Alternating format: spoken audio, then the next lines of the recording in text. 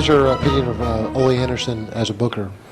I liked Ole because you look at Ole, you got what you see what you got, and he was always straight up and honest with us. If he couldn't pay you, he'd tell you I can't pay you. If I can't do this, he was very old school, which till this day I'm a lot old school because I respected. When I broke in the business, I was broke in to respect the business. It wasn't handed to you on a silver platter. You had to work for it, and Ole instilled that. And and I still see Ole on occasions and talk to him, but I always got along with him. Well, I remember one incident when Vince McMahon came in and took over TBS. I guess it was in '84, maybe '85. Vince came in and sent his entourage in and said, "What are you going to do?" And I looked him dead in the eye and said, "I'm staying with Ole." Because Ole had given me my first break there. When I did my first TV there in '84, Jake Roberts was booking, and Jake called me, and I was working the Charlotte territory, and he said, "I got a spot for you in Georgia." And I said, "Really?" And I said, "Yeah." He said, "Can you make TV Saturday?" And I said, "Sure." So I show up, and he says, "You're going to beat Hawk today on TV." And I said, "Does he know that?" Because those guys were just beating the far out of everybody. But that's all they knew. And so we met with those guys, and that was my first. I had done TV in the early '80s, just on sporadic occasions, going down and just putting guys over on TV. But that was my first major push, and to have your first match on national TV like that and beat one of the Road Warriors, I mean, my stock went up tremendously. So did Hawk give you any problems? Did you? No, actually, Animal did. Hawk and I had met earlier, and we always got along. And Hawk said, in his boisterous way, "Brother, I don't know what I'm doing, but I figure you do. So if you say it's going to work, we'll do it." And so Animal says, "He's too fucking small. I wouldn't do it. And he says, "I'm going to tell you something." And he's in my face in the dressing room. He said, "I'm going to tell you something. As soon as the match is over, I'm hitting the ring. If you're still in it, I'm taking your fucking head off." And I said, "Don't worry about me, brother. They don't call me White Lightning for nothing."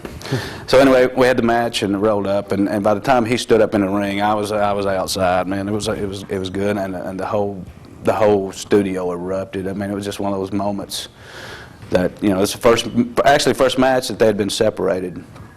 And actually wrestled single matches, so to beat that, and that was in a tournament to see who was going to wrestle Ric Flair. So I advanced not only to beat him, but to advance in a tournament like that. I mean, my stock just went up there. So. Do you think he went along with it because he knew as a tag team he wasn't going to get very far in the tournament anyways, or do you think it was because you had a little bit of a friendship with him going into that? I think he trusted at that point Jake's mind. Jake was great. At that point, his mind in the business was good. He felt like, two big guys beating up on a pure white baby face would get him some tremendous heat, which it did. And I told them, I said, and at that point they didn't understand what heat was.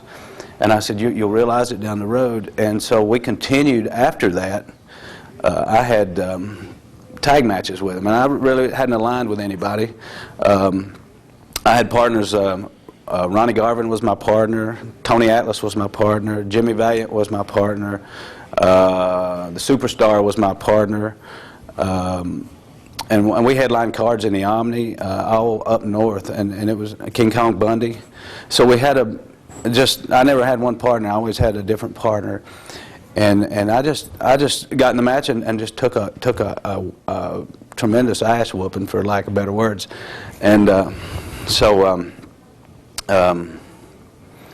that continued on through I guess 3 or 4 months, and finally we went to Cleveland, and they had hit me with a chair, and they had disabled King Kong Bundy, and on their way back, 10 guys jumped them. And those guys just laid them out like cordwood. They were just bam, bam. The guys were falling everywhere, and the security was trying to pull them off and everything.